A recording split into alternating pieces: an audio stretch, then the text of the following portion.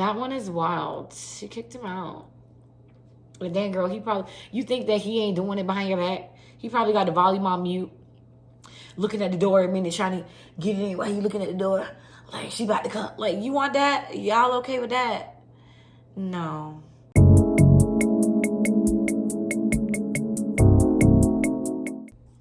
What's poppin', y'all? It is your girl, Chit Chat Chatty, and we are back with another episode of the Chatty Chit Chats podcast. If y'all know where that intro comes from, comment it down below. I want to see if y'all know. Anyways, welcome back to the show, guys. We have a lot of stuff in store for you guys today. I'm pretty excited about this episode. I have a lot that I want to share with you guys. Right now, I'm actually looking at my Twitter page, and the first thing that I see is what I want to discuss. It says a woman's sex drive is based on how you treat her. Let's talk about it. First of all, I agree with the statement. For me personally, I feel like, I think the way that I'm being treated definitely impacts how turned on I am, how excited I am to want to do something. You know what I mean? How excited, how quickly I'm going to be jumping them bones. Okay. Somebody said, let me put it like this. A real woman's sex drive is based on how you treat her. We know, they said hoes gonna bust it down no matter how you treat them. But a woman with morals and values is not gonna get turned on if you're treating her poorly. Y'all know how I feel about the term hoes. I don't really like to call girls hoes, but I know what y'all mean. There's different levels to different people, right? And I think that there are women in this world that are okay with, a lesser treatment and are still able to get turned on. You know what I'm saying? It's just, that's what it is. I think that they said that, I don't think it's true based off of experience and from what I've seen. Women get treated poorly and still give up the cat. Yeah. It says, I will not be in the mood for sex if you're constantly letting me down. If I have to constantly ask you for your help, if you're disrespecting our relationship, or constantly doing things to set us both back financially, keeping me worried, or you can't stay out of trouble. All those things will turn me off. Of course, I feel like 100%. If a person is not giving off the right energy, like how do you even get to that point where you skinning out them legs? How are we skinning out the legs? How do we get there? How? Would y'all delete your social media for a healthy relationship? Would y'all delete your social media for a healthy relationship? I think before I even read like the comments under it, my first question is, who says that deleting social media equates to a healthy relationship?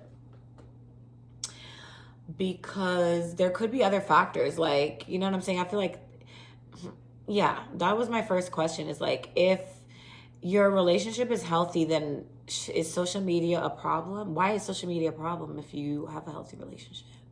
Somebody said, no, I think relationships can be healthy on social media if each person realizes that this is the person's personal space. I don't agree with that. I think it can be healthy. Relationships can be healthy and still be on social, people can still be on social media as long as you're respecting the boundaries that are in your relationship. Like, as long as you're not doing too much online. We talked about this in a recent episode where we were talking about like flirting online and stuff like that, and how, equivalent that is to cheating. Like, liking, there's so many different rules to it. Or not even rules, but there's so many different things to it. It's like, for example, if you have your partner who's always liking this specific person's posts, you know what I'm saying? It's not like in friend group or anything. This is just a random girl, and you know what I'm saying? Those things can cause insecurities. I feel like it just depends. If somebody's spending too much time on someone else, that's obviously an issue. Yeah, I just think, why would social media have to do anything with? I think there would be an issue with someone in the relationship. It's not social media, right? Social media is not a problem unless you make it become a problem. That's how I feel, honestly. Okay, let me go into one of the questions that I had sent in from you guys. I thought it was a really good one, and it's a kind of loaded one, so we're going to get into it. It says, I caught my man masturbating to adult films. I walked in early from work, and he was on the couch getting it in with himself, with it playing on our 75-inch TV. I'm highly upset because he told me he doesn't do that. because he has me and he knows how I feel about him watching those kind of videos. So I kicked him out of our bedroom and right onto that same couch overnight for 1 week as punishment for it. Girl, not punishment. What the hell? He hasn't tried to come back to our room. My question is, how long is it okay to sleep apart in an argument? And why would he be mad when he's the one that messed up? Girl, first of all, girl, y'all be getting mad at y'all partners for watching pornos. For real. For me, I think that this should only be an issue. Girl, we gonna get into your question. I think that the only time somebody watching porn should be an issue is if it's like an addiction, where they're like consistently, they can't, every single time you catch them, they in the closet, the pantry, the bathroom, you open the door, they just, getting it in. I think that's when it becomes a problem. But every now and then, like, I think catching your partner, I think, oh my God, why are you shaming the man? You said, okay, so the main thing is you caught him masturbating in the living room to y'all 75-inch screen TV, okay? And you said that he knows that you don't like him watching those videos. My question to you is, why don't you like him watching those videos? Like, I really need to know more. You really did not explain. I need more context, honey. Because why would that be a problem? Why would that be a problem? That's what I really need to know. Is like, why would that be a problem?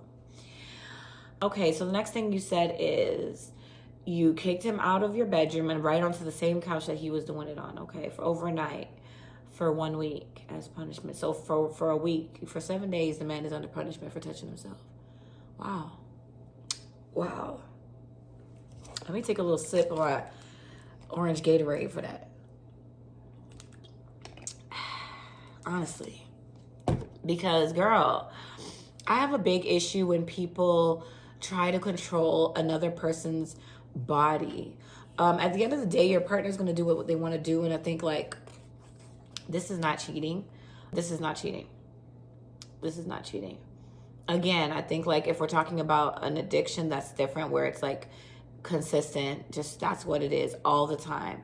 I think that's a problem. But I think, like, I just like a woman, just like anybody. Like, if you just feel the urge, just because he has you doesn't mean he doesn't want to get it off by himself sometimes. I think it's okay to do that. I think it's different if you're like, oh my God, like we're building up, like you guys are trying to build up your sex, moment or whatever. And it's like, you're like, okay, I'm at work and I'm feeling hot. Oh, I want to touch myself so bad. And you're like, no, don't touch yourself. Wait till, tonight's going to be popping. That's different.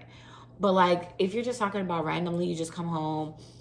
Like, and I think it's also a problem if it's like your partner doesn't have any desire to be with you sexually, but this is what they're doing all the time. That's also a problem. But I think just this situation on its own, like, girl, get the man up off the couch. And then maybe tell him, okay, if y'all got children, okay, I can get why the 75-inch screen TV might be an issue, but damn, he might want to see it on the big screen.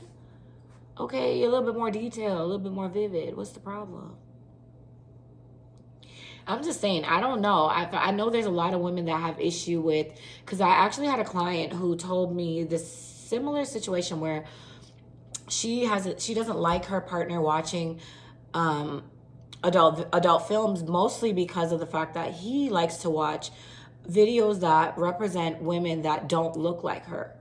And all the time. So every time she does catch him, those are the kind of videos, and that does make her feel insecure. I just feel like, I think that there are such things as fantasies, and there are such things as like just that being just what it is, like literally just a moment for them to get off, and it has nothing to do with you or your relationship. I feel like it's just like an accessory to, masturbating. It just helps it go a little bit faster. I think that at the end of the day, like, what's the difference with him just using his mind and thinking about these things versus like you wouldn't know. But I guess it seems like you have an issue with him masturbating to specific videos, but not masturbating in general. Like, he can masturbate, just not watch the videos. Like, girl, I need to sit down with you. How long is okay to sleep apart in an argument, and why would he be mad? So how long is okay to sleep apart? I don't think y'all should be sleeping apart at all. Okay, unless somebody like cheated or something like that. I think that every situation, y'all should still be in the same bed trying to work it out, or still sleeping next to each other. I think that's really important for me anyways. In my relationship, that's very important. So I think that you guys should try to like just bring him back in the bed. Okay. And why would he be mad? I think because first of all, you shamed him. If you came in and the man was just trying to catch a nut and you just busted the whole moment down like with the negativity and the judgment, then I would be mad too. I'd be like, girl, like I wasn't even doing nothing. So I think that, yeah, you are handling it like he's kind of like a child or something. And that can be emasculating. And I think at the end of the day, it's like when you're ready to go bust your nut with the shower head, like, girl, the man ain't bothering you, right? Unless he's bothering you. And if he is, both of y'all need to get help. Come book a session with your girl Chatty. Let me help y'all out. Okay. Yeah, y'all comment down below. I want to hear what y'all got to say for that question. That one is a wild one. That one is wild. She kicked him out. And then, girl, you think that he ain't doing it behind your back? He probably got the volume on mute, looking at the door a minute, trying to get it in while you looking at the door. Like, she about to come. Like, you want that? Y'all okay with that? No. Okay, the next question is a little bit more sensitive. Should you disclose your mental health issues to a partner early in the relationship? This question actually reminds me of a lot of questions that I get on here and that I've gotten before. Just like, about should I tell my partner that I have kids? How soon should I tell my partner? How soon should I tell my partner that, I don't want to have children? All those things, I feel like these are things that should be discussed in the talking stage. When you guys are in that dating stage of like, you're not even fully exclusive yet. I think these are things that can be discussed then. I think that mental health is highly important. And I think that you're going to need a certain, type of support or type of mentality from a person in order to be successful and for you to feel supported. So I think that bringing up your mental health issue early on is important. And the people that seem to can't not handle it well or have no more interest or lose energy, those are the people that are just not for you. And that's good. It's good to weed those kind of people out early on. You don't want to start catching all these feelings and then, you know what I'm saying, this person is not even down to do that for you or be supportive in the way that you might need or just open to what you're going through. Yeah, I think it's highly important for all highly important things that come in your life or are a part of your life to be discussed with new partners. I would say as early as possible, just to weed out and make sure that you're not wasting time. And you know what I'm saying? Like it's with mental health issues, it's very important, just as important it is like for having children, to make sure that those discussions are being had, to make sure that those things are accepted, understood, you know what I'm saying? And yeah, I think it's important. So I don't really think I need to say much more about that. I also think it's fair to the other person to like, I would want to know if you have mental health issues, like let me know so I can choose or not to deal with that. You know what I'm saying? Because not everybody has to want to deal with that responsibility, which that may sound bad, but I don't mean it in a bad way. It's just that just like kids, it's a responsibility. It's like, I may need time away from you, or I may have to prioritize my mental health over you sometimes, and I need you to be okay with that. So that's a responsibility that you as a person dating someone like that would have to take on and be okay with. You know what I'm saying? So that's what I mean. The next question. I want to surprise my partner with a threesome. Finally. Ooh. Somebody about to get lucky. We've been dating for 2 years now, and we've discussed this from the beginning. Okay. His birthday is coming up in a couple months. So I want to organize this in the best of ways. Who do I do this with, child? And how do I make this work so it doesn't mess up my relationship? Ooh, these are fully loaded, y'all. We're getting chit chatty. Chit chat chatty. Hey, this is a chatty break. Are you enjoying this podcast? Be sure to like and share with a friend. Also, send in your relationship questions and scenarios to Chatty Chit Chats on Instagram to possibly be anonymously featured on the podcast. If you're listening on Apple Podcasts, be sure to check out the visual podcast on YouTube sometime. Thank you so much for your support on Chatty Chit Chats podcast. We will now resume this episode. Make sure that y'all are joining in the comments and the discussion. Make sure that you guys are letting me know your thoughts. I'm going to be reading the comments like what they got to say. And for those of y'all listening on Apple Podcasts, make sure you head over to YouTube sometime and watch us over there every now and then so you can join in the discussion, okay? Wow, loaded question. You want to surprise your partner with a threesome. What I like is that you said that you guys have discussed this from the beginning. You guys have been together for, what did you say? 2 years.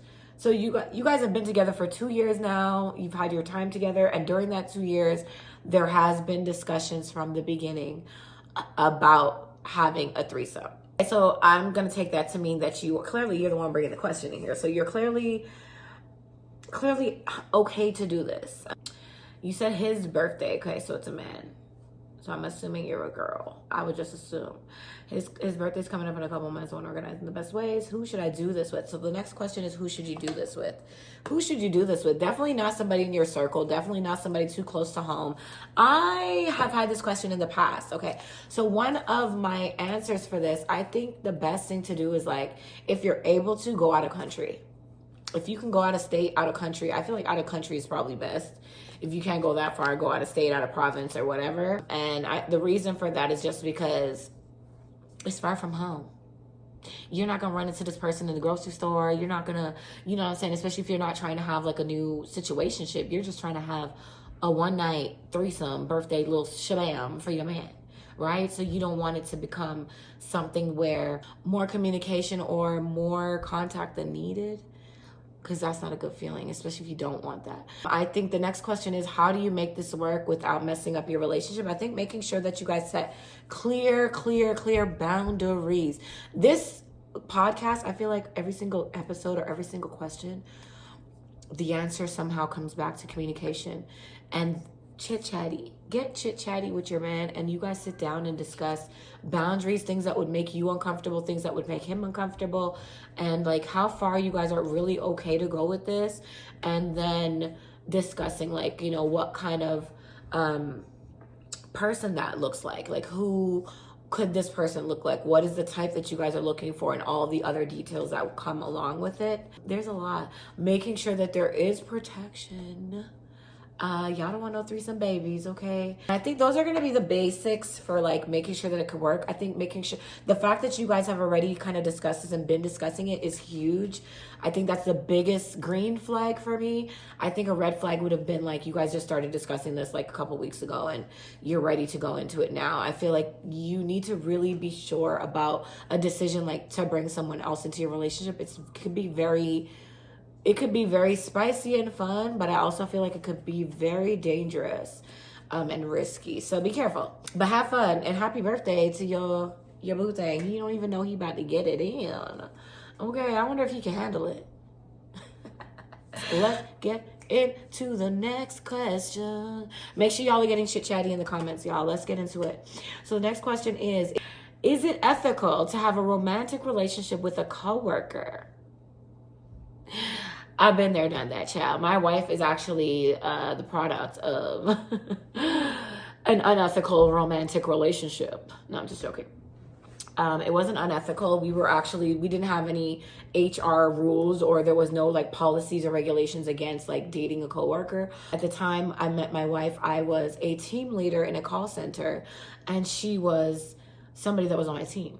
So I was basically like her manager, and we didn't have any of those rules. We kept it very private for a while, and then like over time it became a little bit more public. But I think that it depends on like the rules and policies of your workplace. I also think it depends on how much it's going to impact your coins. Coins come first at work. So if you're not able to balance yourself with love and work, let it go. Okay, it's not for you. Coins, you got to pay your bills. Who's going to pay your bills? Falling in love at work and losing your job because you ain't focused. So I think it's unethical if it's depending on the type of work, because I think there's different types of like career choices and like jobs that it could look really bad. But I think that for the most part, if there's no rules against it, I don't think it's unethical. Just do your thing. If it is unethical, maybe keep it really quiet and private. But I say never ever give up on love, but also don't lose your coins. Okay, don't lose your coins, y'all. We need our coins. We got bills to pay, and y'all gotta tip Chatty. Okay, y'all gotta keep y'all coins up to tip Chatty. So anyways, until the next episode, guys, I want to say, make sure for those of y'all that are new here, make sure you hit that subscription button and join the chats. Comment down below. For everybody that has been following the page and supporting, thank you so much. Make sure you guys like, subscribe, share, comment everything in this video. Until the next video, deuces, peace, bye. Bye, Chatty Gang.